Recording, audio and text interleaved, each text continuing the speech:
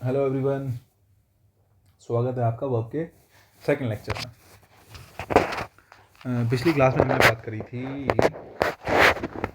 Verb के doing, happening या being होने में। डूइंग में एक्शन किया जाता है, हैपनिंग में एक्शन खुद होता है, और बीइंग में जनरली एक्शन होता ही नहीं है, वो केवल एक स्टेट को दिखाता है। डूइंग वर्ब ट्रांजिटिव इंट्रांजिटिव दोनों हो सकती हैं, डिपेंड करेगा एक्शन पे या वर्ब पे जो दी गई है। हैपनिंग हमेशा इंट्रांजिटिव होती हैं, और जो बीइंग होती हैं उसमें तो कोई एक्शन हो ही नहीं रहा, और कोई एक्शन हो ही नहीं रहा तो वो तो बेसिकली है ही इंट्रांजिटिव। हालांकि बीइंग के बारे में हम बात करेंगे। एक चीज़ मैं बता देता हूँ हालांकि बीइंग के बारे में भी लास्ट टाइम जो हमने कहा, जैसे मैं कहता हूँ राम इज़ माई फ्रेंड, जैसे हमने लास्ट सेंटेंस लिखे थे कुछ, आई एम अ टीचर, या मैं कहता हूँ राम इज़ माई फ्रेंड। तो यहाँ पे इस जो है ना, हालांकि मैं इस बारे में चर्चा आगे करूँगा लिंकिंग वर्ड जब मैं पढ़ाऊँगा। इस हमारा क्या है, यहाँ पे अकेला आया है, अकेला आया है तो मेन वर्ब है। और जब जब इस हमारा अकेला आता है, कौन सी वर्ब है वो, हालांकि जब मतलब फ़िलहाल बी वर्ब है ना। तो राम इज़ माई फ्रेंड में मेन वर्ब है इज़, और वही बी वर्ब है हमने कहा। इसके अलावा सेंटेंस की बात करूँ, सेंटेंस में आप कह सकते हैं कोई एक्शन नहीं हुआ है।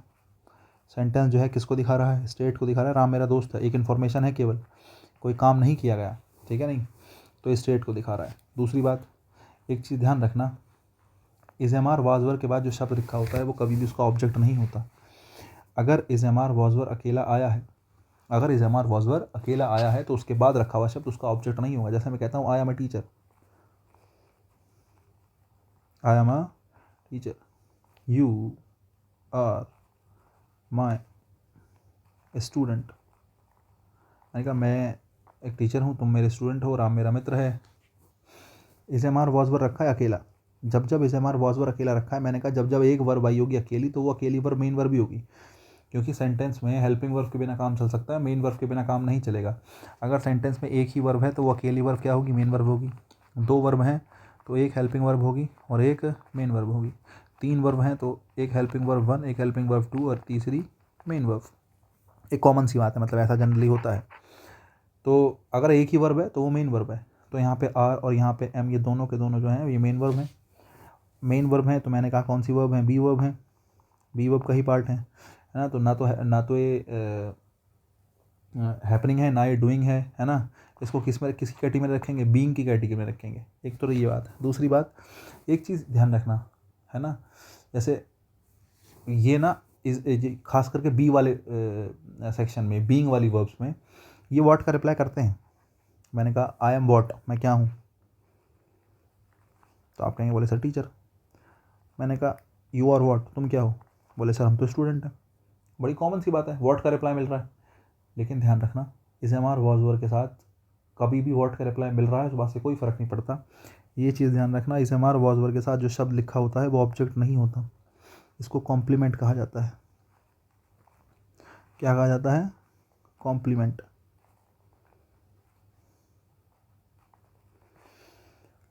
इस एम आर वॉज वर के बाद जो शब्द लिखा होता है उसको कॉम्प्लीमेंट कहा जाता है, ये ऑब्जेक्ट नहीं होता। ऑब्जेक्ट क्यों नहीं होता, ये जो इस एम आर वॉज वर के बाद शब्द है ये ऑब्जेक्ट नहीं है। तो मैं पूछूं क्यों नहीं, ऐसा क्या हो गया कि ऑब्जेक्ट नहीं बना। बच्चे, ऑब्जेक्ट तब होता है जब कोई एक्शन हुआ हो, है ना। अगर किसी वर्ब के पास ऑब्जेक्ट है ना तो उसमें क्या ज़रूर हुआ होगा, एक्शन हुआ होगा। सोच के देखो, मैंने आपको 2-3 चीज़ें बताई, वर्ब का हैपनिंग होना, है ना, वर्ब का डूइंग होना, ठीक है, वर्ब का बीइंग होना, है ना। जब कोई एक्शन किया गया है, ऑब्जेक्ट केवल तब होता है जब कोई एक्शन किया गया है। जब कोई एक्शन किया गया है केवल उसी सिचुएशन में आप ये मान के चल सकते हो कि ऑब्जेक्ट हो सकता है ना। इस सिचुएशन में भी श्योरिटी नहीं है, हो भी सकता है और नहीं भी हो सकता, है ना। तो जनरली जब कोई एक्शन किया गया है तभी आप कह सकते हो कि हाँ भैया हमारे पास क्या है। जब कोई एक्शन आपने करा तभी आप ये कह सकते हो कि हमारे पास ऑब्जेक्ट होने की पॉसिबिलिटी है।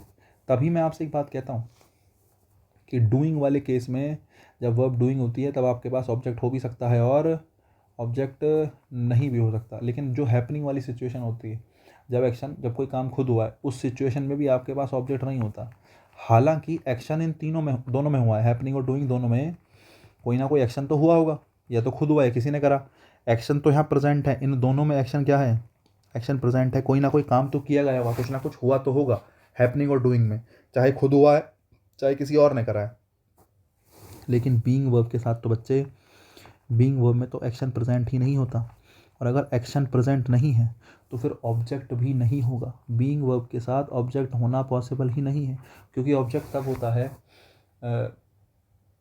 जब आप ये मान के चलें कि कुछ ना कुछ एक्शन किया गया है, कोई ना कोई एक्शन होने की पॉसिबिलिटी है, कोई ना कोई एक्शन किसी के द्वारा किया गया है, तभी आप उस सिचुएशन को मान के चलते हो क्या, कि एक्शन किया गया है, और एक्शन किया गया है तो ऑब्जेक्ट है। ठीक है, मैंने बहुत ज़्यादा और नहीं खींचूंगा, मैं ये चीज़ें आपको पहले से बता चुका हूँ। तो is am are was were के बाद जो शब्द रखा होता है, पहली बात तो ये क्या नहीं होता, ये ऑब्जेक्ट नहीं होता, इसको क्या बोलते हैं, कॉम्प्लीमेंट बोलते हैं। अब आप थोड़ा और डिटेल चाह रहे होंगे, बोले सर हमें तो ये अधूरी सी लग रही है बात अभी, इसको लिंकिंग वो में बताऊंगा, फिलहाल इसको इतना होल्ड पे रखो, है ना। Is am are was were अकेला आया होता है तो एक्शन को ना दिखा के स्टेट को दिखाता है, अभी मैं इतनी बात करना चाह रहा था। इसके बाद मैंने कल कुछ बातें आपको बताई कि कहाँ प्रपोजिशन का यूज़ होना चाहिए, कहाँ प्रपोजिशन का यूज़ नहीं होना चाहिए, ये सारे डिस्कशन हमने करे, बढ़िया बात है। मैं कुछ सेंटेंसेस आपको देता हूँ जो जनरली अमूमन पेपर में पूछे गए हैं, ठीक है, जो एग्जाम्स में कुछ सेंटेंसेस पूछे गए, मैं उनके बारे में चर्चा करता हूँ। मैं कुछ सेंटेंसेस आपके लिए लिखता हूँ, देखो ध्यान से सुनो। जैसे मैं कहता हूँ the man,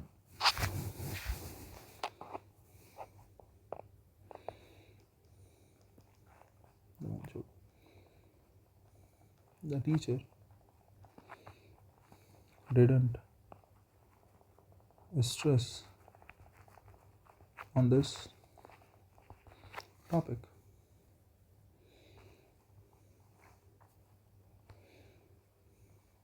We don't lack of public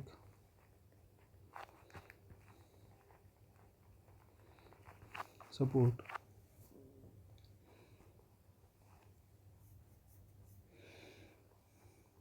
Most students have qualified in the exam.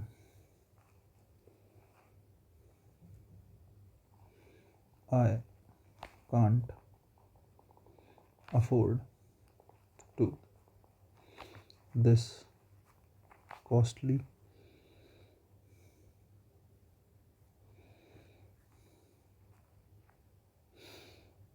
I can't afford to this costly, और क्या कार कह सकते हैं,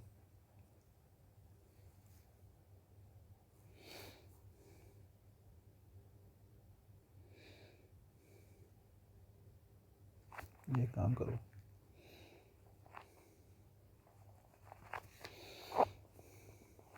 नेक्स्ट देखो, he never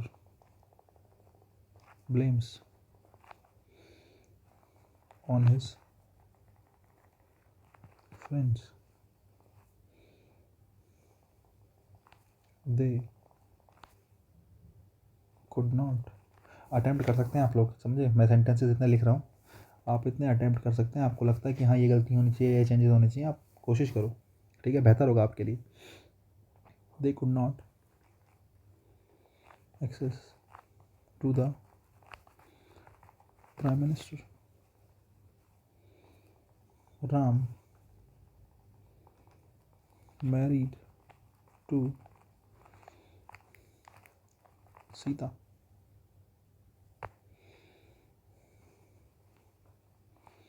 we have ordered for 2 copies of this book। सुनो ध्यान से,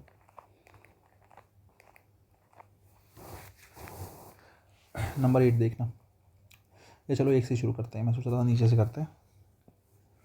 देखो यहाँ पे कुछ पेयर्स मैंने लिखे हैं, मतलब पेयर्स इन द सेंस आप ऐसा चलो कि ये जनरली शब्द एग्ज़ाम में पूछे गए हैं, जनरली ये कुछ वर्ड्स हैं जिनके साथ फिक्स प्रपोजिशन एग्ज़ाम में यूज़ करी जाती हैं, क्या है, ये कुछ सेंटेंसेस हैं जो अमूमन इस टाइप के सेंटेंसेस एग्ज़ाम में पूछे जाते हैं, और ये मैंने 8 सेंटेंसेस वही लिए हैं जिन पे जनरली एग्ज़ाम में सेम प्रपोजिशन एग्जामिनर यूज़ करने की कोशिश करता है। मैं तुम्हें अभी बताता हूँ, देखो धीरे धीरे ध्यान से सुनो। The teacher did not stress this topic, भाई टीचर कोई टॉपिक पढ़ा रहा था, उसने स्ट्रेस मतलब जोर देना, टीचर ने जोर नहीं दिया इस टॉपिक पे भी जब वो पढ़ा रहा था। तो एक बार ज़रा देखना टीचर सब्जेक्ट है, नॉट से पहले जो आया वो हेल्पिंग वर्ब होता है, नॉट के बाद जो आता है वो मेन वर्ब होता है, ध्यान रखना। अगर नहीं पता है तो कहीं ना कहीं लिख लो कॉपी में। जनरली नॉट से पहले अगर मतलब दो वर्ब हैं अगर, तो नॉट से पहले वाली वर्ब हेल्पिंग वर्ब होगी और नोट के बाद वाली वर्ब मेन वर्ब होगी, ठीक है। इसको कॉन्सेप्ट को ध्यान रख लेना, बड़े काम की चीज़ है। The teacher did not stress. मैं पूछूं स्ट्रेस मेन वर्ब है तो पता तो करो कि ऑब्जेक्ट ले सकती है, नहीं। The teacher did not stress, teacher ने जोर नहीं दिया, है ना। मैंने कहा क्या स्ट्रेस नहीं करा टीचर ने। आप कहेंगे सर दिस टॉपिक, बोले सर ये टॉपिक है तो स्ट्रेस नहीं करा, ये तो हम चाह रहे थे कि इस टॉपिक को अच्छे से पढ़ा दे, टीचर ने पढ़ाया ही नहीं। तो teacher did not stress what, बोले किस बात पर जोर नहीं दिया, क्या जोर नहीं दिया, है ना, क्या स्ट्रेस नहीं करा। आप कहेंगे सर टॉपिक स्ट्रेस नहीं किया। व्हाट का रिप्लाई मिल रहा है, और जब जब वर्ब को व्हाट का रिप्लाई मिलता है तो वो कैसी वर्ब होती है, ट्रांजिटिव वर्ब होती है। और ट्रांजिटिव वर्ब अपना क्या लेती है, अपना ऑब्जेक्ट लेती है। ये इसका क्या है, ऑब्जेक्ट है। ट्रांजिटिव वर्ब अपना ऑब्जेक्ट लेती है, और अगर ट्रांजिटिव वर्ब है उसने अपना ऑब्जेक्ट लिया है तो समझदार को इशारा काफ़ी, यहाँ पे ऑन की कोई ज़रूरत नहीं है, क्योंकि ये जो दिस टॉपिक है किसका ऑब्जेक्ट है, स्ट्रेस का। अब यहाँ से मैं आपको बता दूँ दो चीज़ें ध्यान रखनी है। स्ट्रेस ट्रांजिटिव वर्ब होता है, इसके साथ एग्जामिनर जनरली ऑन का प्रयोग करता है जब ये वर्ब बन के आता है, और आपको ऑन का प्रयोग गलत मानना है क्योंकि स्ट्रेस ट्रांजिटिव वर्ब है। अब आपको याद करने की ज़रूरत नहीं है कि स्ट्रेस के साथ ऑन नहीं आएगा, स्ट्रेस के साथ ऑब्जेक्ट आएगा, सीधा सीधा मेथड है। स्ट्रेस व्हाट, बोले सर दिस टॉपिक, बोले क्या जोर नहीं दिया, इस टॉपिक पर जोर नहीं दिया। तो ये जो व्हाट का रिप्लाई मिल रहा है यही उसका क्या है, ऑब्जेक्ट है। और अगर ऑब्जेक्ट है तो ऑन की कोई ज़रूरत नहीं है। देखो सीधी सी बात है, अगर ऑब्जेक्ट है तो ये तो आपको पता होगा या तो प्रपोजिशन का होगा या फिर किसका होगा, वर्ब का होगा। लेकिन पहले आप किससे पूछोगे, पहले पूछोगे वर्ब से। वर्ब कह देगी, देखो प्रपोजिशन, अगर प्रपोजिशन आ गई तो उसका तो ऑब्जेक्ट 100% है ही। मैंने कहा ना प्रपोजिशन के पास तो 100% ऑब्जेक्ट होगा ही होगा। बात है वर्ब की, बात है किसकी, वर्ब की। वर्ब के पास हो भी सकता है और नहीं भी हो सकता है, तो हमें पहले वर्ब से पूछना है। अगर वर्ब कह रही है कि भैया मेरा है ऑब्जेक्ट, मैं किसी को नहीं दूंगी अपना ऑब्जेक्ट, तो फिर वो वर्ब का ही रहेगा। अगर वर्ब ने मना कर दिया, वर्ब ने कहा कि भैया मैं तो इंट्रांजिटिव हूँ, मेरे बस की बात नहीं ऑब्जेक्ट लेना, तो ऐसे में सिचुएशन में क्या करेंगे, प्रपोजिशन को क्या बनाएंगे, बीच में लेके आएंगे और उस जो ऑब्जेक्ट रखा होगा वो किसका ऑब्जेक्ट बनाएंगे, प्रपोजिशन का। आई थिंक सो आप मैं कैरी कर पाऊंगा बात जो मैं समझाना चाह रहा हूँ, बहुत बढ़िया। दूसरा सेंटेंस देखो, we don't lack of public support, we don't lack of public support, कह रहे हैं कि भाई हमारे पास जो है पब्लिक सपोर्ट की कमी नहीं है। बड़ी बढ़िया बात है। नॉट, नॉट से पहले जो है वो हेल्पिंग वर्ब, नॉट के बाद जो है वो मेन वर्ब, ठीक है साहब। वी हमारा सब्जेक्ट है, we don't lack of public support. देखो एक बात बताऊँ, वी डोंट लैक, लैक मतलब होता है किसी चीज़ की कमी होना। मैंने कहा वी डोंट लैक, हमारे पास कमी नहीं है। मैंने पूछा क्या कमी नहीं है, वी डोंट लैक वॉट, बोले हम में क्या कमी नहीं है, क्या समस्या नहीं है हमारे पास। वी डोंट लैक वॉट, क्या कम नहीं है हमारे पास, पब्लिक सपोर्ट। वॉट का रिप्लाई मिल रहा है, और अगर वॉट का रिप्लाई मिल रहा है तो ये ऑब्जेक्ट बनेगा, और वॉट का रिप्लाई मिल रहा है तो ऑब्जेक्ट भी किसका बनेगा, वर्ब का। और अगर वर्ब का और अगर वर्ब का ऑब्जेक्ट बनेगा तो ये ऑफ यहाँ पर आना नहीं चाहिए, क्योंकि लैक जो है वो कैसी वर्ब होती है, ट्रांजिटिव वर्ब होती है। कैसी वर्ब होती है, ट्रांजिटिव वर्ब। और अपने साथ क्या लेगी, ऑब्जेक्ट लेगी। क्या लेगी, ऑब्जेक्ट लेगी, ठीक है। ऐसे ही सेंटेंस आगे, most students have qualified in the exam. Most students, बोले अधिकतर जो स्टूडेंट्स हैं हैव क्वालिफाइड, उन्होंने क्वालिफाई कर लिया। मैंने कहा उन्होंने क्वालिफाई कर लिया, बोले भाई मैंने कहा क्या क्वालिफाई करा। आप कहेंगे सर एग्ज़ाम, तो बताओ व्हाट का रिप्लाई मिला। और अगर व्हाट का रिप्लाई मिला तो वर्ब को अपना ऑब्जेक्ट चाहिए, क्योंकि उसने व्हाट का क्या कर दिया, रिप्लाई, व्हाट का रिप्लाई कर दिया, तो कैसी वर्ब है, ट्रांजिटिव वर्ब है। और अगर ट्रांजिटिव वर्ब है तो फिर एग्ज़ाम उसका ऑब्जेक्ट बनेगा। इनकी यहाँ कोई ज़रूरत नहीं है, क्वालिफाइड के साथ कई बार इनका यूज़ कर लेते हैं।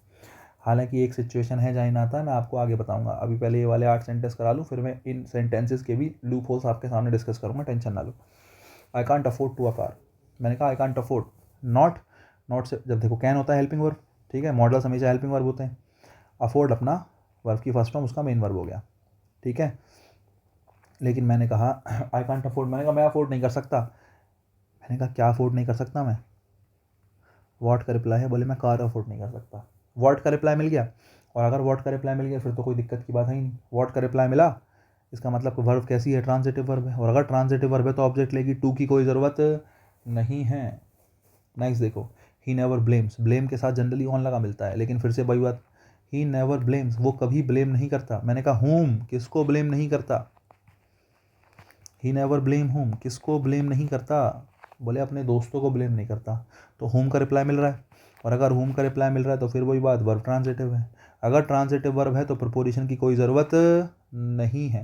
अगर आप कंफ्यूज हो रहे हो तो ये वाले 2 सेंटेंसेस सोच लेना जो मैंने पिछले क्लास में कराए थे। क्या, अगर वर्ब ट्रांजिटिव है तो प्रपोजिशन की कोई ज़रूरत नहीं होगी, वो अपना ऑब्जेक्ट पकड़ेगी ही पकड़ेगी। हाँ, अगर वर्ब इंट्रांजिटिव है तो बीच में क्या लगानी पड़ेगी, प्रपोजिशन लगानी पड़ेगी।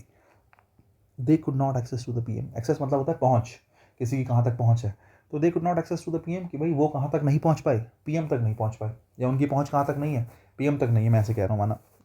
तो देखो ध्यान से, नॉट से पहले हेल्पिंग वर्ब, मॉडल्स हमेशा हेल्पिंग वर्ब होते हैं। ये वर्ब की फर्स्ट फॉर्म है जो कि मेन वर्ब है फिलहाल, है ना। लेकिन मुझे बताओ, they could not access home, कहाँ तक नहीं है पहुँच, किस तक नहीं पहुँच सके, बोले साहब पीएम तक नहीं पहुँच सके, है ना। उनकी पहुँच कहाँ तक नहीं है, पीएम तक नहीं है। अगर होम का रिप्लाई मिल रहा है मतलब वर्ब ट्रांजिटिव है, और अगर वर्ब ट्रांजिटिव है तो टू की कोई ज़रूरत नहीं है। राम मैरिड टू सीता, अरे मैरी जो वर्ब है मतलब विश्वविख्यात वर्ब है, ऐसा मान के चलो। मैरी के साथ जनरली क्या होता है, टू का यूज़ कर लेते हैं, है ना। बहुत सी किताबों में लिखा भी होता है, क्या, लड़का लड़की से शादी करेगा तो टू आएगा, लड़की लड़के से करेगा तो टू नहीं आएगा, या ये आएगा या विद आएगा। कई जगह विद लिखा होता है, कई बार मैरिड विद, मैरिड टू, लड़का लड़की से करेगा टू, पता नहीं कौन क्या क्या लिख रहा है, समझे। जबकि मैरिड कैसी वर्ब है, ट्रांजिटिव वर्ब है। देखो जरा, राम मैरिड टू सीता, राम ने शादी करी। राम मैरिड होम, किससे शादी करी, राम मैरिड होम, किससे शादी करी, बोले राम ने सीता से शादी करी जी।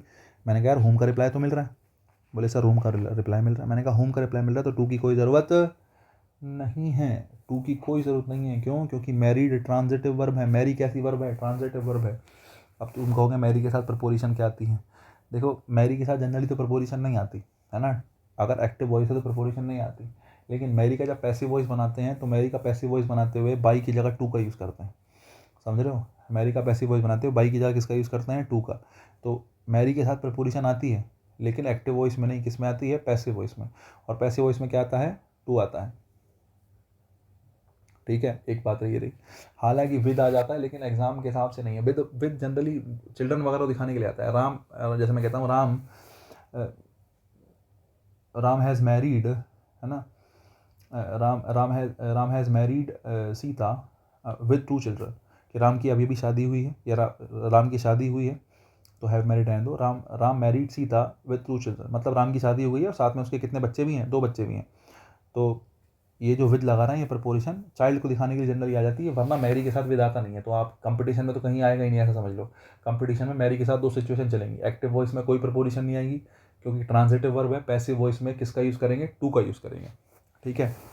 सेंटेंस नंबर 8 देखो, we have ordered for 2 copies of this book. We have ordered, हमने ऑर्डर करा है। मैंने पूछा क्या ऑर्डर करा, अभी बताओ जरा।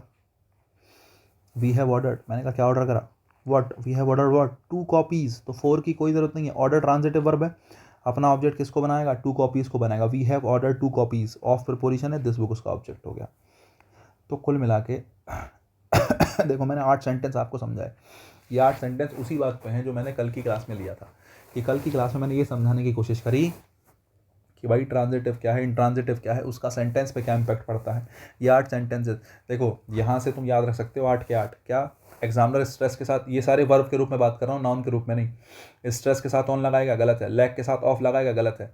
क्वालिफाई के साथ इन लगाएगा, गलत है। अफोर्ड के साथ टू लगाएगा, गलत है। ब्लेम के साथ ऑन लगाएगा, गलत है। एक्सेस के साथ टू लगाएगा, गलत है। मैरिड के साथ टू लगाएगा, गलत है। ऑर्डर के साथ फॉर लगाएगा, गलत है। अगर ये सारे के सारे शब्द क्या बन रहे हैं, वर्ब बन रहे हैं, तो इनके साथ प्रपोजिशन की कोई ज़रूरत नहीं है, क्योंकि ये कैसी वर्ब होती हैं, ये सब के सब ट्रांजिटिव वर्ब के रूप में आते हैं, ठीक है। ये सब के सब ट्रांजिटिव वर्ब के रूप में आते हैं। देखो भाई अब आगे चलते हैं। देखो 2 सेंटेंस में तुम्हें और देता हूँ, और तुम्हें इंपॉर्टेंस समझ में आएगी। दो छोड़ो, 4 सेंटेंस में तुम्हें देता हूँ, तुम्हें इंपॉर्टेंस समझ में आएगी कि यार प्रपोजिशन की इंपॉर्टेंस क्या है, या मैं ऐसे कहूँ कि ट्रांजिटिव इंट्रांजिटिव की इंपॉर्टेंस क्या है। जैसे मैंने 2 सेंटेंस तुम्हें दिए, 1 2 3 4। 2 सेंटेंस मैं आपको देता हूँ। पहला है he shot the tiger,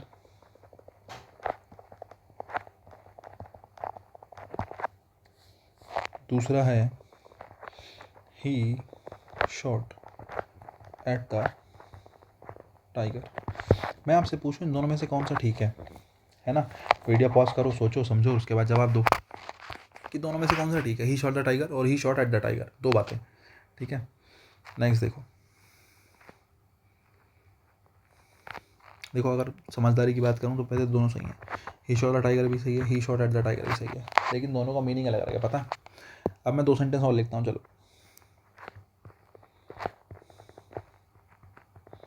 he shot the tiger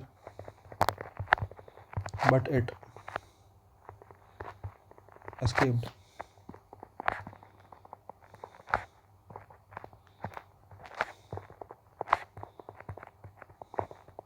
He shot a tiger and killed it. Non living किसके लिए, नॉन लिविंग एनिमल के लिए इट का यूज़ करते हैं जनरली, आपको पता ही होगा, नहीं पता है तो अब मैंने बता दिया।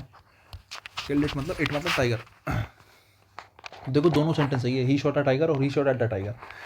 3-4 को छोड़ने से पहले मैं बताऊँ, यहाँ पे जो शॉट आया ना ये ट्रांजिटिव वर्ब है और द टाइगर उसका क्या है, ऑब्जेक्ट है। यहाँ पर जो शॉट आया वो इंट्रांजिटिव वर्ब है और द टाइगर जो है ना वो किसका ऑब्जेक्ट है। अब इंट्रांजिटिव वर्ब तो ऑब्जेक्ट तो लेगी नहीं, तो मैंने बीच में प्रपोजिशन रखी, एट प्रपोजिशन है और द टाइगर प्रपोजिशन का ऑब्जेक्ट है। यहाँ पर इस वर्ब का ऑब्जेक्ट द टाइगर है, जबकि सेंटेंस दोनों ठीक हैं, मैंने सेंटेंस नंबर 3 और 4 लिखा, सेंटेंस नंबर क्या लिखा, 3 और 4 लिखा। He shot a tiger but it escaped, he shot a tiger and killed it. देखो पता है क्या ऑब्जेक्ट, समझ रहे हो ऑब्जेक्ट क्या चीज़ है। ऑब्जेक्ट बेसिकली ऐसा मान के चलो कि एक इफेक्ट कैरी करना है। क्या करना है, इफेक्ट कैरी करना है। कोई एक्शन तुमने करा, उसका इफेक्ट कैरी करके कहाँ जाना है, ऑब्जेक्ट पे जाना है ना। जैसे मैंने कहा राम हेल्प्ड हिम, राम ने उसकी हेल्प करी, तो ये हेल्प का जो इफेक्ट है वो किस पे गया, हिम पे गया। राम तो डूअर है, राम ने करा, लेकिन ये हेल्प का इफेक्ट किस पे चला गया, है ना। इसका हेल्प का फ़ायदा किसको हुआ, ऑब्जेक्ट को हुआ, हिम को हुआ। समझ रहे हो। ऐसे ही मतलब ऑब्जेक्ट का यही है कि ऑब्जेक्ट पे एक्शन जो भी तुमने एक्शन करा है वो कैरी होना चाहिए कहाँ तक, ऑब्जेक्ट तक कैरी होना चाहिए। अगर वो एक्शन ऑब्जेक्ट तक कैरी हो गया तो बात ठीक है, और अगर एक्शन ऑब्जेक्ट तक कैरी हुआ ही नहीं तो फिर कोई फायदा है नहीं। तो वर्ब का ट्रांजिटिव होना क्या है, ट्रांजिटिव वर्ब का मतलब वर्ब का ऐसा एक्शन होना जो तुमने कैरी करा कहाँ तक, ऑब्जेक्ट तक। देखो थोड़ा सा अगर मैं सादी लैंग्वेज में बात करता हूँ, 3 और 4 देखो तब तुम और थोड़ा बेहतर समझ पाओगे। He shot the tiger but it escaped, उसने टाइगर को शूट करा, है ना, गोली चलाई। ये वर्ब की सेकंड फॉर्म है तो इसलिए शॉट लिखा है, ठीक है। ये वर्ब की कौन सी फॉर्म है, सेकंड फॉर्म है। ही शॉट द टाइगर, उसने टाइगर की तरफ शूट करा बट इट एस्केप्ड, लेकिन वो बच के निकल गया। अब एक बात बताओ, क्या शूट करने वाला इफेक्ट जो भी तुमने एक्शन करा शूट करने का, उसका जो इफेक्ट है वो कैरी हुआ। तुमने बंदूक चलाई, लेकिन बंदूक चलाने के बाद क्या गोली लगी, सोच के देखो। आपने लिखा है बट इट एस्केप्ड, लेकिन वो बच के निकल गया, मतलब आपने जो एक्शन किया उसका इफेक्ट कैरी हुआ ही नहीं, गोली लगी ही नहीं। और गोली लगी ही नहीं, आप इसका मतलब ये कह सकते हो कि फिलहाल की सिचुएशन में शॉट जो है इंट्रांजिटिव वर्ब है। आपने निशाना लगाया शॉट एट द टाइगर की तरफ, बट इट एस्केप्ड, लेकिन वो बच के निकल गया। तो ही शॉट एट द टाइगर, उसने टाइगर की तरफ गोली चलाई, वो बच के निकल गया, लेकिन इफेक्ट कैरी नहीं हुआ, क्योंकि आप गोली मारते और उस पर लग जाती तो इफेक्ट कैरी हो गया, तब आप उसको ट्रांजिटिव मानते हैं। लेकिन फिलहाल इसको इंट्रांजिटिव माना है, इसलिए यहाँ पर किसका यूज़ करा आपने, एट का। अब आप कहोगे सर एट ही क्यों आया। देखो भाई, कभी भी कोई एम करने की बात है ना, कुछ टारगेट करने की बात है, तो एम और टारगेट दोनों के लिए, मतलब इस प्रकार की किसी भी वर्ब के लिए कोई भी ऐसा शब्द जो टारगेट दिखा रहा हो, एम दिखा रहा हो, एम्ड एट, है ना, टारगेटेड एट, तो एम हो, टारगेट हो, कुछ ऐसी चीज़ें जो एम या टारगेट को दिखाती हैं, उसके साथ एट का ही यूज़ करते हैं। बढ़िया साहब। इसलिए मैंने, अगर तुमने शॉट करा टाइगर की तरफ तो तुमने एम भी करा होगा, है ना, निशाना लगाया, और निशाना लगाया तो एट का यूज़ मैंने कर दिया। वहीं सेंटेंस नंबर 4 देखो, he shot the tiger and killed it, उसने गोली चलाई टाइगर की तरफ और किल्ड इट, और उसको मार दिया। क्या गोली चलाने वाला इफेक्ट कैरी हुआ, सोच के बताओ। अरे बिल्कुल कैरी हुआ, जब टाइगर मर गया इसका मतलब गोली निशाने पे जाके लगी, इसका मतलब जो एक्शन आप करना चाह रहे थे क्या उसका इफेक्ट टाइगर तक कैरी हो गया, बिल्कुल हो गया, उसका इफेक्ट टाइगर तक कैरी। आपने गोली चलाई, उसको लग भी गई और टाइगर तक उसका इफेक्ट कैरी हुआ, इसका मतलब फिलहाल ये ट्रांजिटिव वर्ब है। और अगर ये ट्रांजिटिव वर्ब है तो ये अपना ऑब्जेक्ट किसको बनाएगी, टाइगर को। इसलिए यहाँ पर किसी प्रपोजिशन की कोई ज़रूरत नहीं है। सेंटेंस नंबर 4 ऐसे ही ठीक है, और सेंटेंस नंबर 2 में मुझे क्या लगाना पड़ेगा, एट लगाना पड़ेगा। अब मैं आपसे कहता हूँ 1 और 2 नंबर देखो, 1 और 2 नंबर में अगर मैं इतना ही सेंटेंस लिखता हूँ, ही शॉट द टाइगर और ही शॉट एट द टाइगर, तो समझदार जो होगा उसके लिए इतना ही इनफ है कि अगर मैं कहता हूँ ही शॉट द टाइगर, इसका मतलब आप खुद समझ जाओ बिना कहे समझे कि गोली लग चुकी है, क्योंकि शॉट को ट्रांजिटिव लिखा है। He shot at the tiger, at the tiger का मतलब है निशाना तो लगाया, बंदूक तो चलाई, लेकिन एट लगने का मतलब है गोली टाइगर को लगी नहीं, समझे। इतनी इंपॉर्टेंस होती है ट्रांजिटिव एंड ट्रांजिटिव की, वर्ब का खेल ही ये है, समझे। प्रपोजिशन कहाँ आएगी कहाँ नहीं आएगी, ये बहुत माइनर सी चीज़ें हैं। और मैं तुम्हें कॉन्सेप्ट देने की कोशिश कर रहा हूँ जिससे तुम कभी भटको ना। ऐसा सेंटेंस तुम सोच रहे हो एक ही होगा, है ना, कितना कॉमन सेंटेंस है, ही शॉट द टाइगर और ही शॉट एट द टाइगर, है कि नहीं। लेकिन दोनों के पीछे का बैकग्राउंड अलग है ना, दोनों क्या कहना चाह रहे हैं, चीज़ें डिफरेंट हैं। तो मैं बस ये समझाने की कोशिश कर रहा हूँ, मैं तुम्हें कॉन्सेप्ट दूंगा जिससे तुम्हारा बेसिक बेहतर हो सके, ठीक है। चलो साहब, ये चीज़ हमने कर ली। इसके बाद थोड़ा सा आगे बढ़ते हैं। देखो भाई, 2-3 बातें आपको बताई थी, 1-2 बातें और मैं बताता हूँ। एक तो ये प्रपोजिशन वाली हो गई आपके सामने। देखो भाई, ध्यान से देखो, जैसे कि आपको पता है, एक सवाल यहाँ से बड़ा आता है, मैं एक कॉन्सेप्ट वैसा ही डिस्कस करता हूँ। अगर मैं आपसे कहूँ असर्टिव सेंटेंस की स्ट्रक्चर क्या होती है,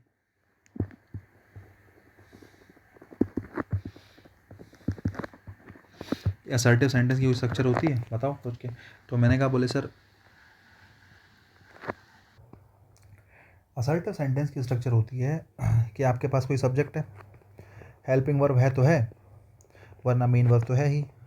वर्ब हो सकता है अपने साथ ऑब्जेक्ट रख रही हो, ये एक बेसिक स्ट्रक्चर असर्टिव की होती है। वही मैं आपसे कहूँ कि एक सेंटेंस हमारे पास इंटरोगेटिव भी होता है। इंटरोगेटिव सेंटेंस की स्ट्रक्चर क्या होती है, तो आप कहेंगे सर इंटरोगेटिव सेंटेंस भी 2 टाइप के होते हैं, एक तो यस और नो टाइप होता है। वैसे तो क्लोज एंडेड ओपन एंडेड होते हैं ये, लेकिन चलो देसी भाषा में यस और नो टाइप, और एक हमारा WH टाइप। अब मैंने आपसे कहा यस और नो टाइप जो होता है उसमें जनरली क्या होता है, हेल्पिंग वर्ब सब्जेक्ट से कहाँ जाती है, पहले आ जाती है। इंटरोगेटिव की पहचान ही है, अगर किसी सेंटेंस को इंटरोगेटिव कह रहे हो तो उसकी बेसिक पहचान है ही ये कि भाई सब्जेक्ट से पहले क्या आ जाएगी, हेल्पिंग वर्ब आ जाएगी, प्लस मेन वर्ब ऐसी की ऐसी, प्लस ऑब्जेक्ट वगैरह कुछ है या कुछ एक्स्ट्रा वर्ड्स हैं, और लास्ट में क्वेश्चन मार्क। WH वर्ड में क्या होता है कि सबसे पहले WH वर्ड आ जाता है ना, उसके बाद हेल्पिंग वर्ब तो पहले आएगी, plus subject plus main verb, object है तो है वरना कोई बात नहीं, dot dot dot question mark. ये 2 स्ट्रक्चर मैंने आपको सिखाई, बड़ी अच्छी बात है यार। अब देखो कई बार ऐसा होता है आपको हेल्पिंग वर्ब दी नहीं होती, हेल्पिंग वर्ब आपको दी नहीं होती, तो उस सिचुएशन में आपको हेल्पिंग वर्ब सब्जेक्ट से पहले उठा के रखनी होती है। उस सिचुएशन में आपको हेल्पिंग वर्ब सब्जेक्ट से पहले उठा के रखनी होती है। मैं 1-2 सेंटेंस आपको देता हूँ, ध्यान से सुनो। एक सेंटेंस है, why have you no friends. एक सेंटेंस है, why do you have no friends. मैंने पूछा आपसे कौन सा ठीक है बताओ, तो समझदार आदमी बता सकता है कि कौन सा ठीक है। अब स्ट्रक्चर तुम्हारे सामने लिखी है इसलिए मैंने, जिससे तुम कंफ्यूज ना हो, देख लो जरा स्ट्रक्चर। WH वर्ड कई बार शुरू में आ जाता है ना, कई बार क्या WH टाइप होगा तो शुरू में ही आएगा। सब्जेक्ट से पहले केवल हेल्पिंग वर्ब आती है। मेन वर्ब हमेशा सब्जेक्ट के कहाँ रहती है, बाद में रहती है। कोई भी सिचुएशन हो, मेन वर्ब हमेशा सब्जेक्ट के कहाँ, मेन वर्ब हमेशा सब्जेक्ट के बाद में। अगर तुम पहला सेंटेंस देखोगे तो यहाँ WH वर्ड है, ठीक है, यू आपका सब्जेक्ट हो गया, नो फ्रेंड्स, फ्रेंड्स हो गया नाउन, नो होता है डिटर्मिनर, या चलो एडजेक्टिव कह लो सीधी भाषा में, एडजेक्टिव, और एडजेक्टिव क्वालिटी बताने के लिए किसकी है, नाउन की, ठीक है। अब यार ध्यान से सोचो, एक ही वर्ब थी, वही आपने सब्जेक्ट से पहले रख दी, सोच के देखो। एक अकेली वर्ब थी, वही आपने किससे पहले रख दी, एक अकेली वर्ब आपने सब्जेक्ट से पहले रख दी। अब अकेली वर्ब अगर आपने सब्जेक्ट से पहले रख दी तो उसका मतलब क्या है, सोच के देखो। आपने मेन वर्ब सब्जेक्ट से पहले रख दी, इसका मतलब ये है अगर मेन वर्ब सब्जेक्ट से पहले रख दी तो बच्चे सेंटेंस गलत है। मैं आपको एक बात बताता हूँ, ध्यान से सुनो। ये सेंटेंस कुछ ऐसा होगा, पहले यू अगर असर्टिव होगा ना तो ऐसा होगा, you have no friends, you have no friends, तो तुम्हारा कोई दोस्त नहीं है, ये ऐसे सेंटेंस होगा। इसमें अकेली वर्ब है भाई ये, है ना। और अगर हैज़ हैव हैड अकेला आया हो, और मैंने कहा वर्ब अगर एक है तो कैसी होगी, अगर वर्ब अकेली है तो मेन वर्ब होगी बच्चा, और अगर अगर वर्ब अकेली है वो मेन वर्ब होगी तो मैं मान लेता हूँ कि हैव यहाँ पे मेन वर्ब है। और तुमने इस सेंटेंस में क्या किया, जब तुमने इसका इंटरोगेटिव बनाया, हालांकि WH टाइप बना रहे हो तुम, कोई बात नहीं, अगर तुम सादा भी बना रहे होते, माना मैंने कहा इसका नॉर्मल इंटरोगेटिव बनाओ यस नो टाइप का, तो कैसे बनाओगे, क्या ऐसे बना दोगे, हैव यू नो फ्रेंड्स, गलत हो जाएगा। क्यों, क्योंकि सब्जेक्ट से पहले तुमने मेन वर्ब रख दी, क्या रख दिया, सब्जेक्ट से पहले मेन वर्ब रख दी, तो ये गलत हो जाएगी स्ट्रक्चर। अब ऐसी सिचुएशन में क्या करोगे, जब आपके पास अकेली वर्ब है, आपके पास कैसी वर्ब है, अकेली वर्ब है, तो उसमें तुम क्या करते हो, वो वर्ब उठा के अकेली वर्ब को पहले का पहले रख देते हो कि भाई पूरी की पूरी वर्ब उठा के पहले रख दी, गलत हो जाएगा। आप ये देखो कि वर्ब कौन सी फॉर्म में है, जैसे हैज़ हैव होता है वर्ब की फर्स्ट फॉर्म होती है, अगर आपको ना पता हो तो हैज़ और हैव वर्ब की कौन सी फॉर्म होते हैं, फर्स्ट फॉर्म। हैड वर्ब की कौन सी फॉर्म होता है, सेकंड फॉर्म। और हैड ही वर्ब की कौन सी फॉर्म होता है, थर्ड फॉर्म। और एक होता है हैविंग, वो वर्ब की कौन सी फॉर्म होता है, बोले सर ING फॉर्म। तो अगर हैज़ हैव की बात करूँ, वर्ब की फर्स्ट फॉर्म होता है ना, वर्ब की कौन सी फॉर्म होता है, फर्स्ट फॉर्म। तो आप देख लो वर्ब की फर्स्ट फॉर्म के लिए क्या हमारे पास हेल्पिंग वर्ब होती है। अगर मुझे इमरजेंसी में वर्ब की फर्स्ट फॉर्म के लिए हेल्पिंग वर्ब लगानी पड़े तो फिलहाल यहाँ डू या डस का यूज़ करेंगे, किसका यूज़ करेंगे, डू या डस का। सेकंड फॉर्म के लिए कुछ लगाना पड़ेगा तो किसका यूज़ करेंगे, डिड का यूज़ करेंगे। तो आपने ये हैव को शुरू में लगा के गलत कर दिया। इस सेंटेंस को ऐसे ठीक कर सकते हैं क्या, देखना ज़रा। यू सब्जेक्ट है, बोले सर सब्जेक्ट है, WH वर्ड शुरू में आ गया, मैंने कहा आ गया। हैव आपकी मेन वर्ब है, मैंने आपसे कहा कि अगर सेंटेंस कैसा बना रहे हैं, इंटरोगेटिव बना रहे हैं, तो सब्जेक्ट से पहले केवल हेल्पिंग वर्ब आनी चाहिए। तो आपने हैव को देखा कि हैव वर्ब की कौन सी फॉर्म है, फर्स्ट फॉर्म है, तो आपने वर्ब की फर्स्ट फॉर्म की हेल्पिंग वर्ब अपनी तरफ से रख दी। फर्स्ट फॉर्म के लिए हेल्पिंग वर्ब क्या आ सकती है, बोले सर डू या डज आती है, डू आता है प्लूरल के साथ, यू हमेशा प्लूरल माना जाता है वर्ब के रूप में, तो अगर यू को प्लूरल मानते हैं तो आपने उसके साथ किसका यूज़ करा, आपने उसके साथ यूज़ करा किसका, डू का, आपने उसके साथ डू का यूज़ कर लिया। तो जैसे ही आपने डू लगाया ये हेल्पिंग वर्ब हो गई और मेन वर्ब सब्जेक्ट के बाद ही रखी है, तो सेंटेंस की स्ट्रक्चर बैलेंस्ड हो गई और ये सेंटेंस बिल्कुल क्या है, ये सेंटेंस बिल्कुल ही सही है, कोई समस्या की कोई दिक्कत की बात नहीं है। ठीक है, देखो एक दो सेंटेंस और देता हूँ इसी टाइप की।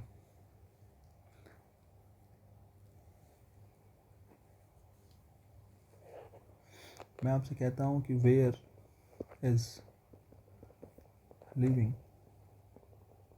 योर ब्रदर दीज डेज, या मैं आपसे कहता हूँ वेयर इज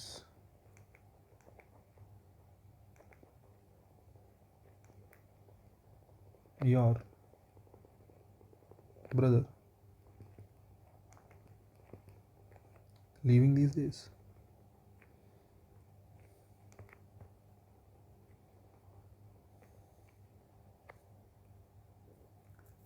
दोनों में से कौन सा सही है, सोच के देखो,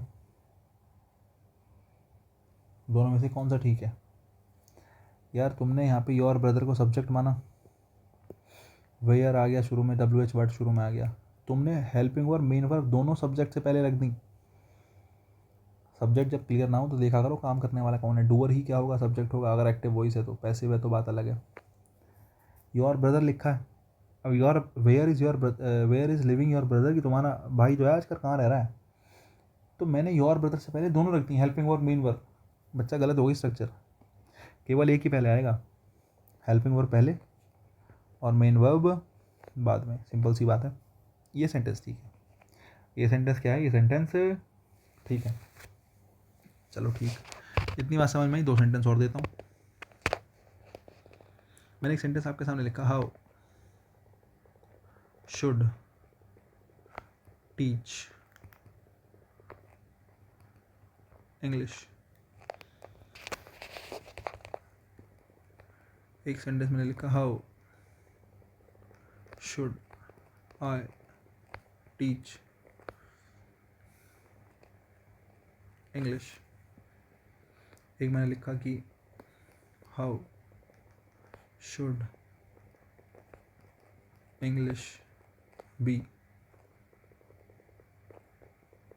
टॉट। कौन सा ठीक है, कौन सा गलत है, 3 सेंटेंस दिए हैं, ज़रा एक बार दिमाग लगाना, सेंटेंस वीडियो रोक के लगा लिया करो, ठीक है। 3 सेंटेंस दिए हैं, ज़रा देख के बताओ कौन सा गलत कौन सा सही। बेसिक मतलब वर्ब की नॉलेज है कि हेल्पिंग वर्ब लगाइए, मेन वर्ब लगाइए, आपसे पूछ रहा हूँ मैं। जैसे पहला सेंटेंस है हाउ शुड टीच इंग्लिश, मैं सॉल्यूशन कराता हूँ, देखो तुम बीच में रोक लेना, उसके हिसाब से सॉल्व करना। How should teach English, English कैसे पढ़ानी चाहिए भाई, मैंने आपसे कहा। देखो एक बात बताऊँ, ज्ञान की बहुत ज़्यादा, कहीं भी आपको हाउ देखने के लिए मिल जाए, व्हेन देखने के लिए मिल जाए, वेयर देखने के लिए मिल जाए, ठीक है, और हाउ हो गया, व्हेन हो गया, वेयर हो गया, वाई हो गया, वाई देखने के लिए मिल जाए, और कुछ है क्या, हाउ व्हेन वेयर वाई, यही ध्यान रख लो फिलहाल, तो अभी मेरे दिमाग में इतना नहीं आ रहा है ना। अगर ये 4 शब्द कहीं देखने के लिए मिल जाए तो इनको सब्जेक्ट पब्जेक्ट मत मान लेना, ये सबके सब एडवर्ब है, ये कुछ नहीं बदलेंगे, इनकी जाति कभी नहीं बदलेगी, हमेशा जाति से एडवर्ब रहेंगे, ठीक है। इंग्लिश के मामले में हमेशा जाति से क्या रहेंगे, हमेशा जाति से एडवर्ब रहेंगे, कोई इसमें बेसिकली चेंजेस नहीं मिलेंगे कभी भी आपको देखने के लिए, ठीक है। ध्यान से देखो, पहला सेंटेंस हमने देखा हाउ शुड टीच इंग्लिश में हाउ लिखा है, तो हाउ सब्जेक्ट नहीं बन सकता, ये हमेशा क्या रहेगा, एडवर्ब रहेगा। हाउ होता है एडवर्ब ऑफ मैनर, हाउ होता है एडवर्ब ऑफ मैनर, मैं बता देता हूँ, how adverb of manner, when adverb of time, where adverb of place, और वाई एडवर्ब ऑफ रीजन, ठीक है। तो मैंने कहा हाउ एडवर्ब है, ये कुछ नहीं कर सकता। शुड हेल्पिंग वर्ब, मॉडल्स हमेशा हेल्पिंग वर्ब होते हैं, 10 मॉडल्स मैंने बताए थे, 10 मॉडल्स होते हैं, 3 मार्जिनल्स होते हैं, हम पढ़ेंगे इसके आगे। तो हाउ एडवर्ब है, शुड उसकी, शुड मैंने कहा हेल्पिंग वर्ब है। टीच क्या है, टीच मेन वर्ब है, मॉडल के साथ हमेशा वर्ब की फर्स्ट फॉर्म आती है, मेन वर्ब की फर्स्ट फॉर्म। अच्छा, टीच वॉट, क्या पढ़ाना चाहिए, बोले सर इंग्लिश, वॉट का रिप्लाई कर रहा है, वॉट का रिप्लाई कर रहा है तो ये ऑब्जेक्ट है, टीच वर्ब का अपना ऑब्जेक्ट भी है। अरे ध्यान से देखो, सेंटेंस में सब्जेक्ट ही नहीं है, पहले सेंटेंस में सब्जेक्ट नहीं है, देख हाउ शुड टीच इंग्लिश कि भाई इंग्लिश कैसे पढ़ाई जाए, लेकिन ये देखो सब्जेक्ट है, सब्जेक्ट नहीं है, सब्जेक्ट नहीं है, सेंटेंस गलत है, बिना सब्जेक्ट के कहाँ सेंटेंस बनेगा, वो भी इंटरोगेटिव है, या तो इंपरेटिव सेंटेंस हो जिसमें यू जो है छुपा होता है, ठीक है। अब सेंटेंस नंबर 2 देखो जरा, अब नंबर 2 देख लो, how should I teach English. अब ग्रामेटिकली चेक करो, स्ट्रक्चर तुम्हारे सामने सब है ही, हाउ एडवर्ब है, चलो भाई सेंटेंस के शुरू में आया, बड़ी अच्छी बात है, इंटरोगेटिव सेंटेंस है, डब्ल्यू एच वर्ड शुरू में आ गया, बढ़िया बात है। आई सब्जेक्ट है, मॉडल्स हेल्पिंग वर्ब होते हैं हमेशा, टीच उसकी मेन वर्ब है, मॉडल के साथ हमेशा वर्ब की फर्स्ट फॉर्म आती है। तो should I teach, helping verb subject से पहले आई है, मेन वर्ब बाद में आई है, इंटरोगेटिव सेंटेंस में यही तो चाहिए होता है। टीच वर्ब है, ट्रांजिटिव, उसके साथ उसका ऑब्जेक्ट भी रखा है, अरे वाह सब कुछ ठीक है, सब परफेक्ट है। लास्ट सेंटेंस देखो, how should English be taught, English कैसे पढ़ाई जानी चाहिए, चलो भाई बढ़िया बात है, ध्यान से सुनो। हाउ सब्जेक्ट है, सॉरी हाउ एडवर्ब है, माफ़ी चाहता हूँ, हाउ एडवर्ब है, बढ़िया बात। इंग्लिश फिलहाल यहाँ पे, क्योंकि देखो शुड हेल्पिंग वर्ब, ये सब्जेक्ट हो गया, हेल्पिंग वर्ब 1, हेल्पिंग वर्ब 2, और ये हमारी क्या हो गई, ये हमारी मेन वर्ब हो गई। अब तुम कहोगे सर सब्जेक्ट, सब्जेक्ट बच्चा अभी इंग्लिश है क्योंकि सेंटेंस एक्टिव वॉइस नहीं पैसिव वॉइस में है ना। अब हालांकि अगर तुम चाहो तो बाय मी लगा लो लास्ट में, थोड़ा बहुत तुम स्कूल में अगर में पढ़े हो तो बाय मी लगा देते कई बार, नहीं दिया होता तो, या लगा सकते हैं, कोई दिक्कत नहीं है। तो how should English be taught by me, कि इंग्लिश मेरे द्वारा कैसे पढ़ाई जाए। How should English be taught, देखो मॉडल के साथ हमेशा वर्ब की फर्स्ट फॉर्म आती है, मॉडल के साथ हमेशा वर्ब की first form I. Passive voice में बी प्लस वर्ब की थर्ड फॉर्म का यूज़ करते हैं, तो आपने मॉडल के साथ बी लगाया और मेन वर्ब को किस फॉर्म में चेंज कर दिया, थर्ड फॉर्म में चेंज कर दिया। सेंटेंस में कोई कमी नहीं है बच्चे, सेंटेंस बिल्कुल 100% ठीक है। तो कुल मिला के इस चीज़ का ध्यान रखना कि सब्जेक्ट से पहले हेल्पिंग वर्ब रखी हो, कहीं कभी आप गलती से सब्जेक्ट से पहले मेन वर्ब उठा के रख दो, वो चीज़ गलत होती है, ठीक है। एक दो चीज़ें और हैं डब्ल्यू एच वर्ड से ही रिलेटेड, जैसे मैं आपको बता चुका हूँ इससे पहले, मैं आप थोड़ा सा आपको एग्जांपल देके बता दूंगा। मैंने बताया था हु क्या बनता है, सब्जेक्ट बनता है, हु क्या बनता है, सब्जेक्ट बनता है, कहीं तुम्हें होम मिलेगा तो वो ऑब्जेक्ट बना मिलेगा, डब्ल्यू एच वर्ड के बारे में बता रहा हूँ, होम मिलेगा तो क्या बना मिलेगा, ऑब्जेक्ट बना मिलेगा, ठीक है। ये दोनों के दोनों किसके लिए आते हैं, लिविंग के लिए यूज़ होते हैं, ध्यान रखना। कहीं वॉट मिलेगा, दोनों बना मिलेगा, हो सकता है वॉट सब्जेक्ट हो सकता है वॉट क्या हो, ऑब्जेक्ट हो, पहचानना तुम्हें पड़ेगा, और नहीं पहचान पाओगे तो 100% गलती करोगे। वॉट सब्जेक्ट है या ऑब्जेक्ट है तुम्हें पहचानना पड़ेगा। लिविंग के लिए नहीं आता, किसके लिए आता है, नॉन लिविंग के लिए आता है, ठीक है। हिंदी की बात करें तो हु की हिंदी कौन होती है? हुम होता है किसको? व्हाट होता है क्या? लिख इसलिए दिया है, कई बार होता है बच्चों को कन्फ्यूजन रहता है, तो मैंने हिंदी थोड़ी सी बता दी, ठीक है साहब। तो डब्ल्यू एच वर्ड कई बार सब्जेक्ट ऑब्जेक्ट बन जाते हैं। डब्ल्यू एच वर्ड क्या बन जाते हैं? सब्जेक्ट ऑब्जेक्ट बन जाते हैं। अब इस हिसाब से ज़रा मुझे देख के बताओ, मैं एक दो सेंटेंस लिख रहा हूँ, क्या वो सही है या गलत है। जैसे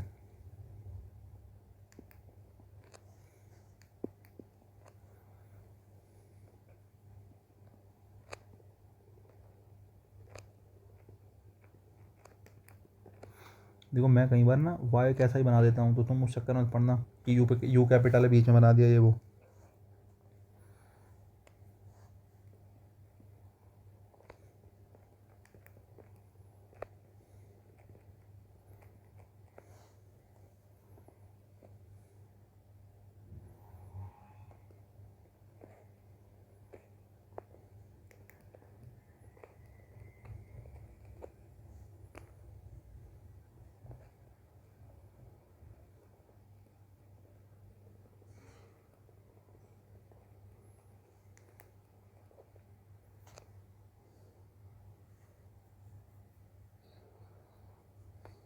जैसे मैंने 4 सेंटेंस लिखे, क्या चारों के चारों ठीक हैं? देख के बताओ भाई, बढ़िया सेंटेंस है चारों। 3 ठीक है, मुझे लगता है 1 गलत है। आ जाओ ज़रा। मैंने कहा हु हेल्प्ड यू, तुम्हारी मदद किसने करी है? देखो, हेल्प्ड यहाँ पे वर्ब है, वर्ब के बाद ऑब्जेक्ट आता है, यू ऑब्जेक्ट है, और वर्ब से पहले सब्जेक्ट आता है, तो हु क्या है? सब्जेक्ट है। अब आप कहोगे सर आपने तो बताया है कि इंटरोगेटिव सेंटेंस अगर हो तो हेल्पिंग वर्ब रखी जाती है सब्जेक्ट से पहले। हेल्पिंग वर्ब सब्जेक्ट से कहाँ रखी जाती है? पहले रखी जाती है। मैंने कहा अरे बिल्कुल बताया यार कि हेल्पिंग वर्ब सब्जेक्ट से पहले रखेंगे, लेकिन हु सब्जेक्ट है और जैसे हेल्प्ड लिखा है, हेल्प वर्ब की सेकंड फॉर्म है, सेकंड फॉर्म के लिए हेल्पिंग वर्ब हमारे पास डिड होती है, तो आपको डिड रखना चाहिए, तो सब्जेक्ट से पहले रखते हैं। मैंने आपको अभी ऊपर बताया कि हु जो है वो क्या बनता है, अगर कहीं हु यूज़ हुआ है तो वो सब्जेक्ट बनेगा। बोले सर अच्छी बात है, तो हु बन गया सब्जेक्ट, हेल्प्ड हो गई वर्ब, यू हो गया ऑब्जेक्ट। वर्ब की सेकंड फॉर्म आई है, सेकंड फॉर्म के लिए डिड का यूज़ करते हैं। तो सब्जेक्ट से पहले हेल्पिंग वर्ब रखने का मतलब है हु से पहले डिड रखना। लेकिन क्या है ग्रामेटिकली ठीक होगा? नहीं, ये ग्रामेटिकल ठीक नहीं होगा। क्यों ठीक नहीं होगा ग्रामेटिकली?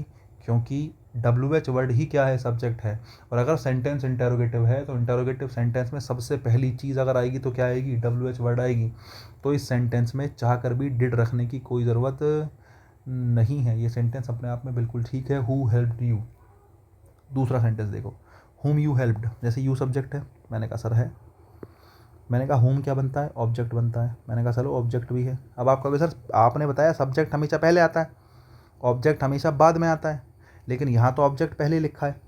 अरे ऑब्जेक्ट आता तो बाद में ही है, लेकिन फिलहाल ऑब्जेक्ट है कौन? डब्ल्यू एच वर्ड है, और डब्ल्यू एच वर्ड हमेशा सेंटेंस के कहाँ आएगा?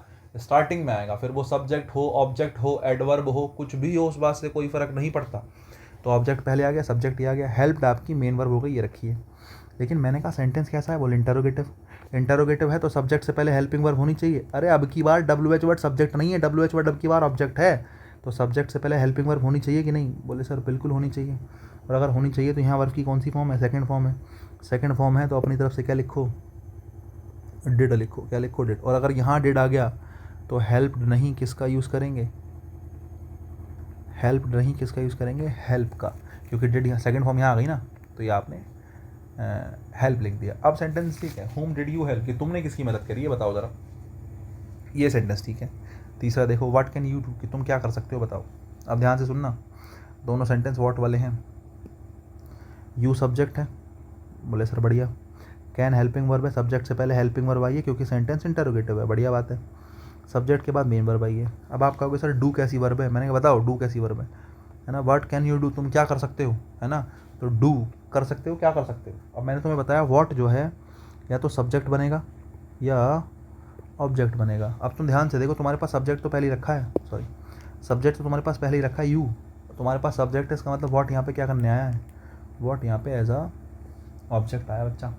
What can you do, sentence बिल्कुल ठीक है, कोई दिक्कत की बात नहीं है, ठीक है। नंबर 4 देखो, मैंने कहा व्हाट इज़ योर नेम, तुम्हारा नाम क्या है बताओ ज़रा। इस जो है अकेला आया है, अकेला आया है तो मेन वर्ब है। योर नेम उसका कॉम्प्लीमेंट है। इज एम आर के बाद, is am are was verb के बाद क्या कोई भी शब्द जो रखा है वो कॉम्प्लीमेंट होता है, उसको ऑब्जेक्ट नहीं कहते। और कॉम्प्लीमेंट के स्थान पे नाउन आ सकता है, प्रोनाउन आ सकता है, एडजेक्टिव आ सकता है। क्या आ सकता है? नाउन, प्रोनाउन और एडजेक्ट। जनरली तो ऐसा ही होता है, हालांकि एडवर्ब भी आ जाता है, लेकिन कुछ एडवर्ब जैसे एडवर्ब ऑफ मैनर वगैरह ये कहीं कई बार नहीं आते हैं। ऐसे एडवर्ब जो एक्शन के लिए आते हैं वो एडवर्ब नहीं आते। जनरली इतना याद रखो, नाउन, प्रोनाउन, एडजेक्टिव, ये बात आप एडवर्ब में पढ़ोगे। व्हाट इज़ योर नेम, मैंने कहा तुम्हारा नाम क्या है, मेन वर्ब, वर्ब के बाद कॉम्प्लीमेंट।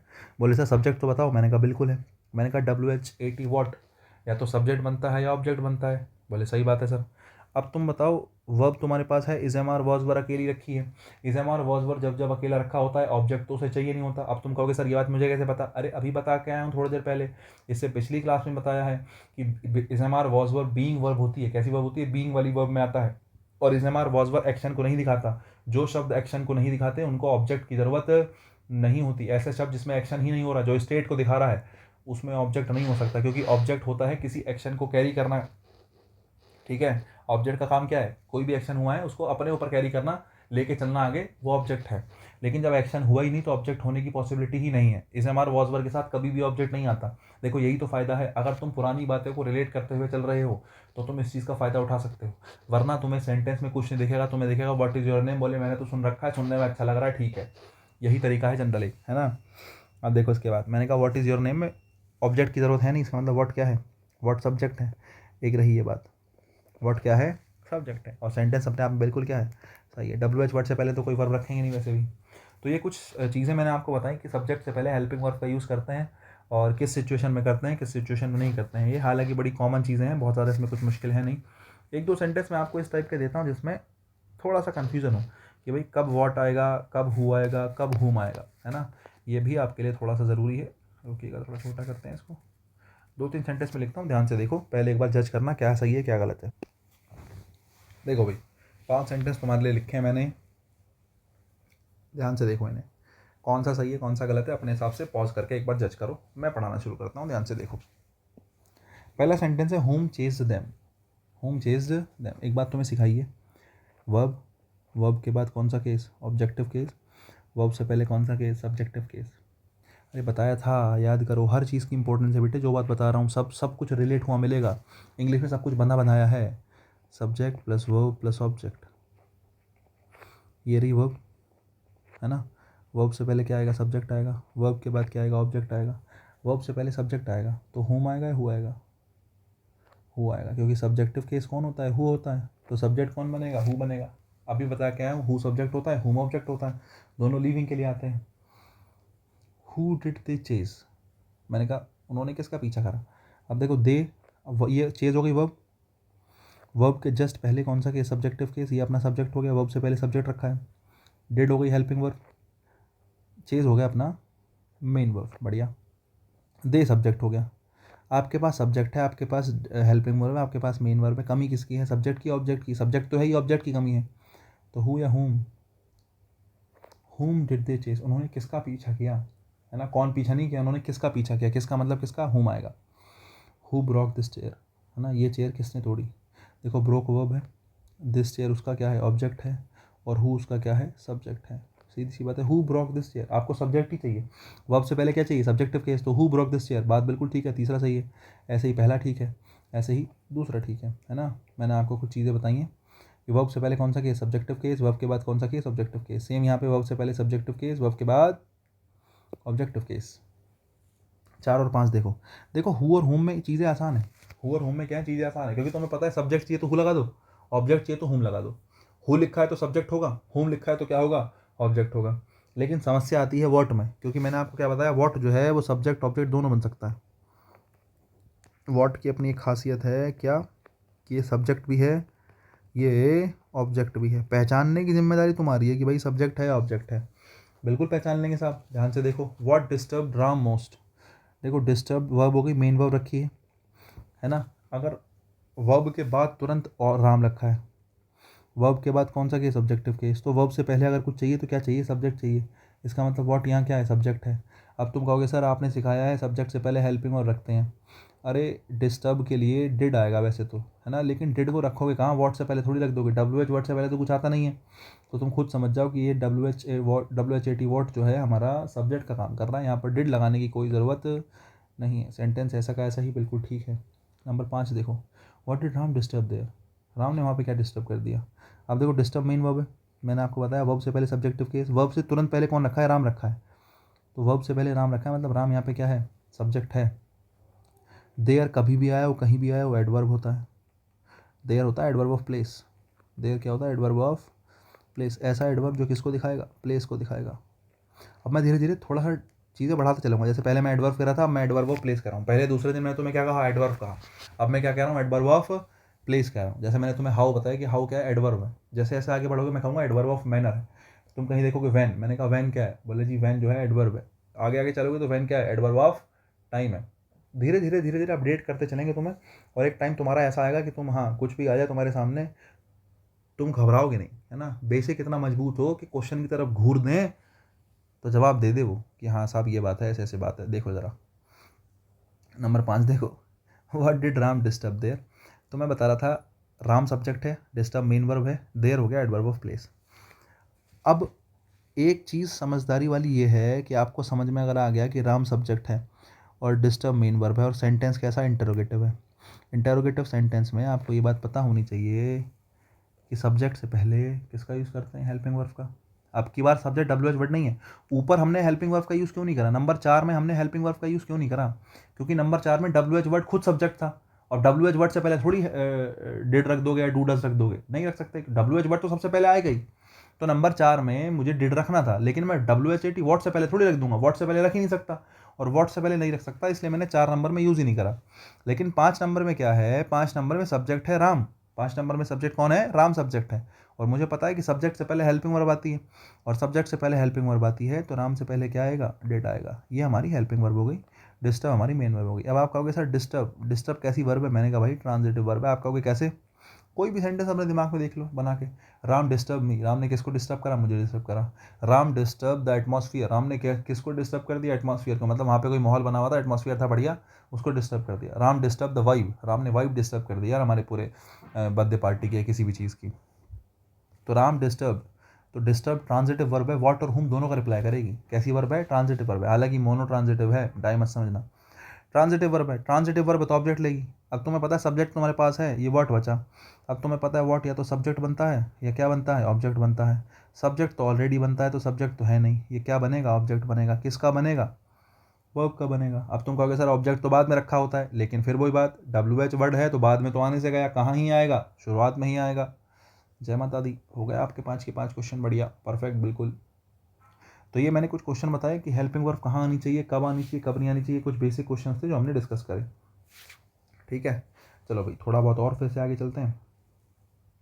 देखो मैं तुम्हें 2-4 चीज़ें बता देता हूँ जो मैंने अभी ऊपर बताई थी, मैं एक बार लिख देता हूँ सारी। ठीक है, एक सेकंड।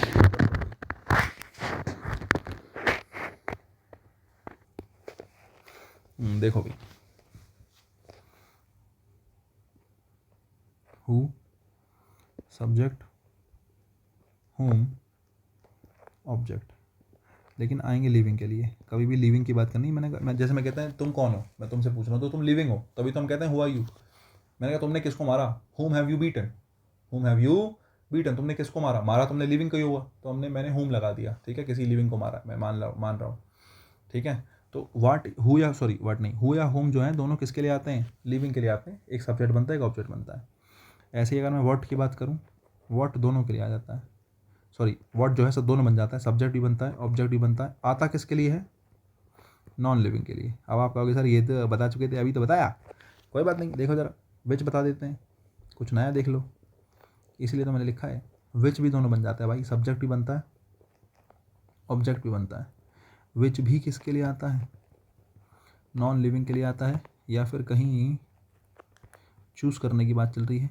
ठीक है, तो भी किसका यूज़ होता है, विच का। चूज़ करने की बात चल रही है तो फिर लिविंग और नॉन लिविंग को कोई फ़र्क नहीं पड़ता भाई। चूज़ अगर करने की बात चल रही है, चुनना है कि भाई इन दोनों में से कोई एक, है ना, या कुछ में से भी एक, किसी को चुनना है, तो चुनने के लिए हमेशा विच का यूज़ करते हैं, ध्यान रखना। ठीक है, ऐसे ही मैंने कुछ वर्ड बताए थे, जैसे मैंने आपको वाई बताया, वेयर बताया, है ना, वैन बताया, हाउ बताया, हाउ के अलावा हाउ ऑफन देख लो, चलो एक है ना, हाउ ऑफन बताया। ये कुछ शब्द हैं जिनका आपको पता हो कि ये क्या होते हैं।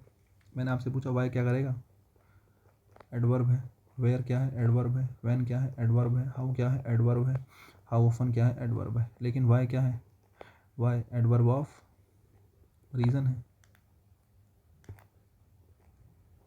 वेयर क्या है, एडवर्ब ऑफ प्लेस है। व्हेन क्या है, एडवर्ब ऑफ टाइम है। हाउ क्या है, एडवर्ब ऑफ मैनर है, सबसे खतरनाक है ये। और ऑफन क्या है, एडवर्ब ऑफ फ्रीक्वेंसी है।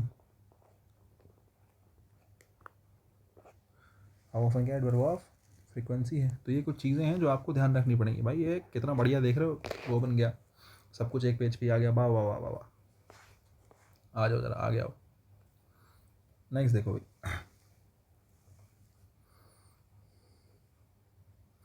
अब जैसे नॉट की प्लेसमेंट की बात करें कि नॉट का यूज़ कहाँ करते हैं। अब तो हम अभी तक तो हम असर्टिव की उसकी बात करते हैं, इंटरोगेटिव की, असर्टिव की। लेकिन नॉट का प्लेसमेंट भी कई बार आपको परेशान करता है कि नॉट का स्थान कहाँ होना चाहिए, ऐसी कौन सी जगह है जहाँ पे नॉट को रख दिया जाए, नॉट कहाँ रखा जाएगा। तो जनरली तो आपको पता है कि भाई अगर हेल्पिंग वर्ब मेन वर्ब दे रखी है तो दोनों के बीच में रख दो। बहुत सारी हेल्पिंग वर्ब हैं तो पहली वाली हेल्पिंग वर्ब के बाद रखा जाता है, ठीक है। उसके अलावा इंटरोगेटिव सेंटेंस में थोड़ा सा कन्फ्यूजन होता है कि पहले रखें या बाद रखें, बाद में रखें। देखो मैं एक दो सेंटेंस आपके सामने लिखता हूँ, ज़रा ध्यान से सुनो, ठीक है। ज़्यादा नहीं, बस ये लास्ट बात करेंगे, इसके बाद ख़त्म करेंगे, ठीक है। जैसे मैं आपसे एक सेंटेंस कहता हूँ, I can not go there, या फिर मैं कहता हूँ आई कांट गो देयर। फिर मैं आपसे कहता हूँ कैन यू गो देयर। फिर मैं आपसे कहता हूँ कांट यू गो देयर। फिर मैं आपसे कहता हूँ can not you go there.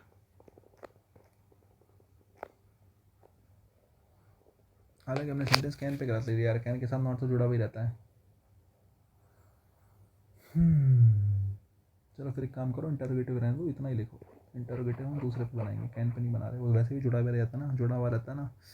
देखो भाई, मैंने कहा I can not go there, तो यहाँ से केवल समझने के लिए इतना है बच्चे कि नॉट, बच्चे नॉट एडवर्ब होता है, अगर तुम्हें ना पता हो तो एडवर्ब ऑफ निगेशन होता है। नॉट क्या होता है, एडवर्ब ऑफ निगेशन। अब तक नहीं बताया लेकिन अब मैं मान रहा हूँ तुम धीरे धीरे मैच्योर हो रहे हो। देखो एडवर्ब है, वह एडवर्ब है, वर्ब की क्वालिटी बताता है। चलो छोड़ो, नॉट के बाद मेन वर्ब आती है, नॉट से पहले हेल्पिंग वर्ब आती है, ठीक है साहब। तो जनरली जनरल सेंटेंस में नॉट का प्रयोग कहाँ कर रहे हैं, हेल्पिंग वर्ब और मेन वर्ब के बीच में। एक बात ध्यान रखना, अगर सेंटेंस में नॉट आया है तो हेल्पिंग वर्ब भी आई होगी और मेन वर्ब भी आई होगी। नॉट अकेला नहीं आता है ना, तुम सोचो कभी खाली मेन वर्ब के साथ आ जाए, नहीं आएगा।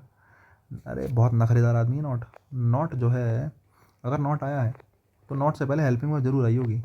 ऐसे वाले सेंटेंस जैसे प्रेजेंट इंडेफिनिट होता है, पास्ट इंडेफिनिट होता है, वर्ब की फर्स्ट फॉर्म वर्ब की सेकंड फॉर्म कई बार बिना हेल्पिंग वर्ब की दे रखी होती है ना। वर्ब की सेकंड फॉर्म फर्स्ट फॉर्म में हेल्पिंग वर्ब की जरूरत नहीं होती, लेकिन वहीं जब नॉट लगाते हैं ना तो नॉट से पहले हेल्पिंग वर्ब चाहिए, नॉट के बाद मेन वर्ब चाहिए, ध्यान रखना। असर्टिव सेंटेंस की तो ये कहानी हो गई। इसको मर्ज करके लिख देंगे तो भी कोई दिक्कत नहीं है, कैन नॉट को जोड़ के तुमने कांट लिख दिया, इससे भी कोई फ़र्क नहीं पड़ता, ये भी ठीक है, कोई समस्या की बात नहीं है, ठीक है। लेकिन अगर मैं सेंटेंस लिखूँ, जैसे मैं आपसे कहूँ कि आई एम नॉट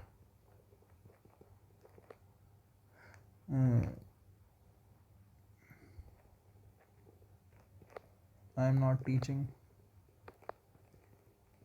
इंग्लिश। बोले sir am helping verb, teaching main verb. मैंने कहा हेल्पिंग वर्ब मेन वर्ब के बीच में नॉट आएगा, बिल्कुल सही है। मैंने सेंटेंस का इंटरोगेटिव बनाने के लिए कहा, तो आप क्या कहेंगे सोच के देखो। आप कहेंगे एम आई नॉट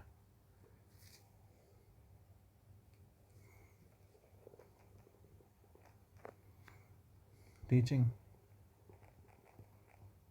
इंग्लिश। सीधी सी बात है भाई। आपने क्या कहा, मैंने क्या कहा कि हेल्पिंग वर्ब से पहले, सब्जेक्ट से पहले हेल्पिंग वर्ब आ जाती है। आई सब्जेक्ट है, इससे पहले एम आ गया, हेल्पिंग वर्ब आ गई। बोले सर बिल्कुल सही बात है, बाद में क्या आ गया, मेन वर्ब आ गई। अब आप कहोगे नॉट, भाई नॉट सब्जेक्ट के बाद में ही रहेगा। अगर आप सोच रहे हो नॉट सब्जेक्ट से पहले चला जाएगा, नहीं, नॉट हमेशा सब्जेक्ट के कहाँ ही रहेगा, बाद में ही जाएगा। नॉट हमेशा सब्जेक्ट के कहाँ बाद में, केवल एक सिचुएशन को छोड़ के। नॉट सब्जेक्ट के कहाँ ही रहेगा, बाद में रहेगा, केवल एक सिचुएशन को छोड़ के। ठीक है,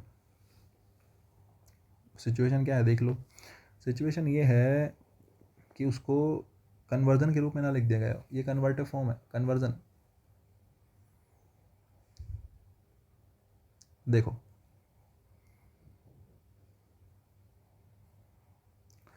जैसे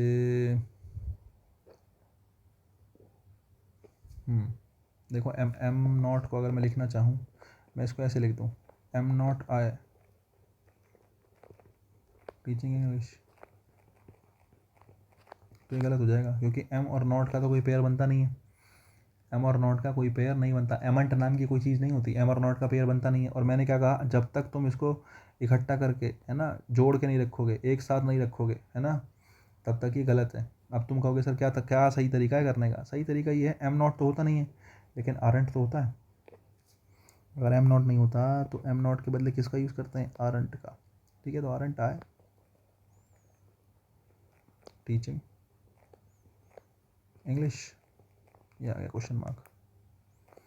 अब देखो आई सब्जेक्ट है, बोले टीचिंग मेन वर्ब है, आर क्या है? हेल्पिंग वर्ब है। आप कहोगे सर नॉट तो बाद में आना चाहिए। मैंने कहा अरे नॉट बाद में तो आना चाहिए, लेकिन ये तो चिपक के रखा है ना आर के साथ, ये तो चिपक के रखा है, समझे? ये कौन सी फॉर्म है? कॉन्ट्रैक्टेड फॉर्म है। कौन सी फॉर्म है? कॉन्ट्रैक्टेड फॉर्म है। अब तुम्हारा कॉन्ट्रैक्टेड फॉर्म क्या होती है? अरे देखो, कैन नॉट है, कैन नॉट का कांट लिख दिया, ठीक है। ऐसी मैंने कहा विल नॉट है, विल नॉट का क्या लिख दिया? वॉन्ट लिख दिया। तो कैन नॉट, कांट, ये जो है ना, ये कौन सी फॉर्म होती हैं? ये जो शॉर्ट फॉर्म होती है इनको क्या बोलते हैं? कॉन्ट्रैक्टेड फॉर्म, है ना। कॉन्ट्रैक्ट हो जाएगी, सिकुड़ जाएगी, छोटी फॉर्म हो जाएगी ये, है ना। तो अगर मैं कॉन्ट्रैक्टेड फॉर्म लिखूँ तो आप उसको नॉट को पहले लिख सकते हो, वरना नॉट पहले कभी नहीं आएगा, नॉट हमेशा बाद में आएगा। ये बात कुल मिला के सिखाने की थी जो मैं आपको बताना चाह रहा था।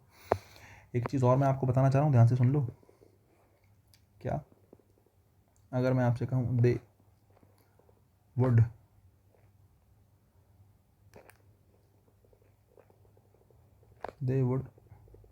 हैव बीन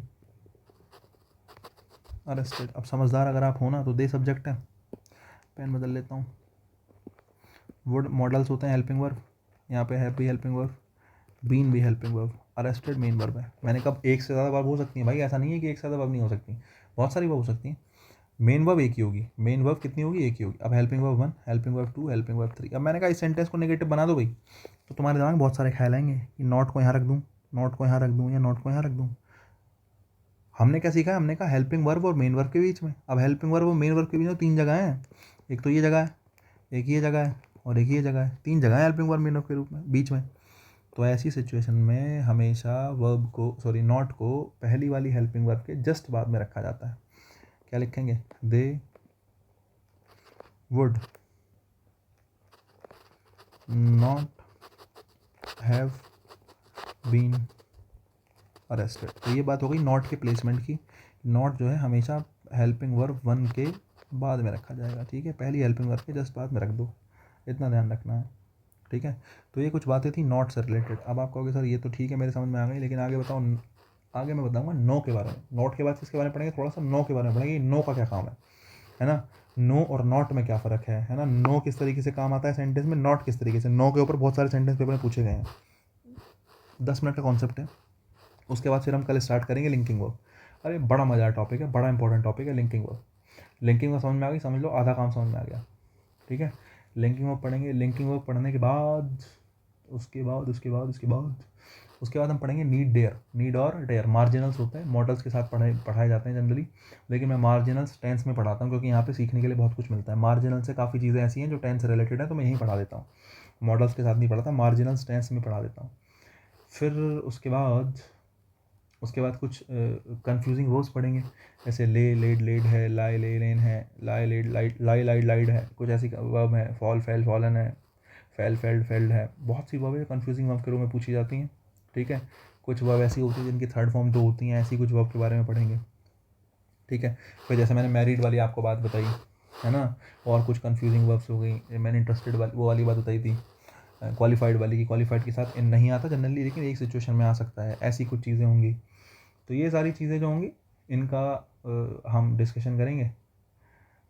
और इसके अलावा हाँ, बस कन्फ्यूजिंग वर्ब्स करने के बाद फिर आपका चैप्टर लगभग जो है समाप्ति की तरफ चलेगा। लेकिन मैं सेंटेंसेस इतने कराऊंगा तुमने सोची नहीं होगी कि हाँ ठीक है कि क्लास में भी इतने सेंटेंस हो सकते हैं जितने मैं तुम्हें कराऊंगा। भाई प्रैक्टिस यही है, मैं आपको जेन्युइन बताऊँ। तुम सोचो कि 2-4 क्वेश्चन लिखवा दिए, 15-20-50 क्वेश्चन क्लास में करा दिए। अरे 50 तो मतलब आप देखते चलो, इतने सेंटेंस में आपको क्लास में डिस्कशन करा दूंगा कि आपको प्रैक्टिस सेट करते हुए आपको ऐसा लगेगा कि यार हर एक चीज़ पड़ी हुई है आपकी, बशर्ते मेहनत करनी पड़ेगी। देखो मेरा तरीका थोड़ा सा डिफिकल्ट है पढ़ाने का, मैं ऐसा रटी रटाई चीज़ नहीं आपको बताऊंगा कि अरे ऐसा होता है वैसा होता है, नहीं भाई। समझोगे तभी बेहतर होगे, कॉन्सेप्ट जितना ज़्यादा बेहतर बनता चला जाएगा, मार नहीं खाओगे आगे, समझे। वरना तो रट तो सब लेते हैं, कहाँ पे विल आएगा कहाँ पे वुड आएगा, ठीक है। तो ये कुछ चीज़ें हैं जो मैं आपको बता रहा हूँ, बड़ी बेसिक चीज़ें, ठीक है। अब आपको वैसा रटने वाली बहुत सी चीज़ें हैं, अरे आएंगी, पहले बेसिक तो थोड़ा ठीक कर लो, किसका प्लेसमेंट कहाँ होगा, कौन सी चीज़ क्या कर रही है। रटने वाली चीज़ भी आएगी, टेंशन ना लो। कल की क्लास के बाद से, कल लिंकिंग वर्ब के बाद से सब रटने वाला ही है कि इसकी फर्स्ट फॉर्म ये है, इसकी सेकंड फॉर्म ये है, इसकी थर्ड फॉर्म ये है, ठीक है। चलो आज के लिए इतना रखेंगे, बाकी काम कल करेंगे। अभी के लिए टाटा बाय बाय सभी को।